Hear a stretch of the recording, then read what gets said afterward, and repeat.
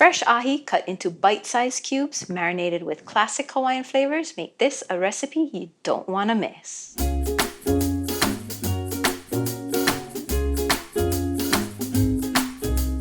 Aloha mai kako, my name is Relle and welcome to my kitchen where I like to share all my favorite island and Hawaiian style recipes. And today we'll be making Hawaiian style poke. Now, poke is a traditional Hawaiian dish made all types of different flavors nowadays, but the traditional Hawaiian style poke is made with all of 3 ingredients: ahi, limu kohu, which is a red algae, limu is seaweed, and inamona, which is a roasted kukui nut mixed with salt. So let's get started. First, we're gonna start with the ahi. Ahi is the Hawaiian word for tuna, and generally it's yellowfin tuna that we use here. So you'll get a slab that's sashimi grade or sushi grade. But there's no real guideline that tells you what actually is, and it's just the place that sells it to you that calls it that. So we'll go ahead and start with this. And you want to get a nice piece like this, and we'll cut them into cubes. About an inch size would be good. So we'll cut this in half, and this is a 1-pound piece. Long strokes. You don't want to saw the fish because that'll break it up. You got a piece like that, then we'll turn it, and then we'll just cut cubes out of this.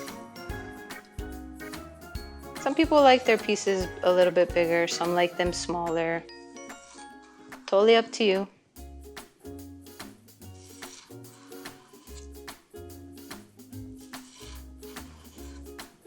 And then we'll take the ahi and we'll put it in a bowl and set it aside, and we'll make the marinade.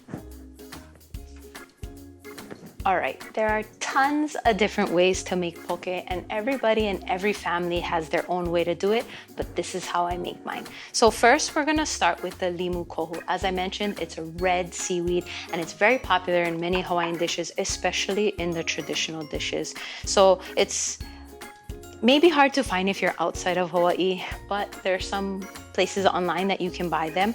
And what they do is when they pick it from the ocean, they'll rub it down with some salt, rinse it off, and ball it up, and you place it in your freezer. So what we're gonna do is just chop this up into pieces. It was frozen, and that's what this water is coming out from. All you're just gonna do is chop it up into small pieces like this. And then we'll set that aside and we'll move to the next one. Next, green onion. Now, traditional doesn't have green onion, but I like to add a little bit of this in mine. So we'll chop off the bottoms. I don't use this part. You can if you want. I usually just stick them back in the ground and grow it for later use. And then what you'll want to do is slice these into thin pieces. You'll just need a couple of sprigs of them. You just stack them on each other like this, and you just run your knife to get some thin slices. As a kid growing up, my dad was an avid fisherman, and we were down at the beach all the time. So making things from the ocean is second nature to me. I especially love raw fish, eating raw opihi straight off the rock. Those are all the things that I really like. And you'll just cut through until you get to the end. And you can set that aside. If you want to use all of it, by all means you can. And then an onion. Now, sweet Maui onions are the best. You don't want to get the strong, pungent ones because you're going to be eating this raw. The Maui onions work really well because they're a lot sweeter. We're just going to take a piece. We probably won't use the whole thing. And then you'll peel off the outside, because you want to get these as fine as you can. Again, like I mentioned, it's going to go in raw, so you don't want to bite into a large chunk of onion because that probably won't taste so good. So you'll keep the root intact, and then what you'll want to do is make slices this way. So be careful, and you'll hold the top. You want to make sure you have a sharp knife, and you'll cut through, but you don't want to cut all the way down to the root. You want to make sure you keep the root intact because that helps hold everything together. And then you're gonna wanna make slices this way. Again, don't cut through the root because that's holding everything together. And you wanna keep it close. Then you'll turn it and you'll just slice it this way, as thin as you can.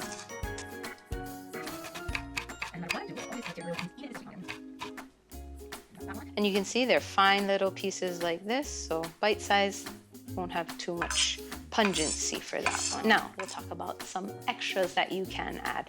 Now, if you like spice, you totally can add some Hawaiian chili peppers. I'm kind of a wuss for spicy stuff. My husband and my kids actually really like spice. Me, not so much. So maybe we'll add one to this one. Hawaiian chili peppers are pretty spicy, so you'll just cut off the top. Now, it's the seeds inside that really pack the punch. So if you're trying to not make it so spicy, take the seeds out. If you really want the spice, go ahead and leave them in. Like I said, I'm a little bit of a wuss, so I'm gonna take some of that out and we'll just leave the outside. And then all you wanna do is slice that up in as small of a piece as you can. Be careful not to cut your fingers. It's very important to have sharp knives. Dull knives actually end up causing more accidents in the kitchen than sharp ones. Okay.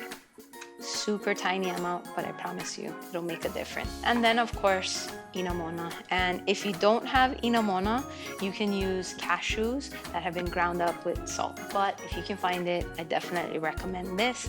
And check online, there might be some places that you can pick it up from. If not, at your local grocery store if you live here in Hawaii.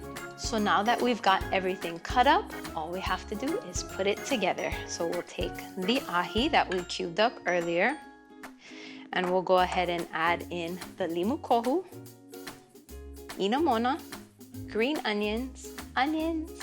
Now growing up, we didn't measure, so it's kind of an eyeball thing.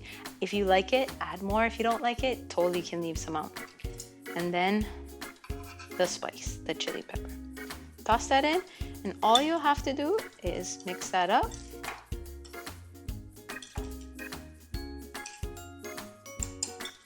And you want to just make sure that all your pieces are coated with all the different flavors. And if you let it sit, the flavors will soak in a little bit more. But if you can't wait, you totally can eat it now. And that's how you make Hawaiian style poke. Enjoy!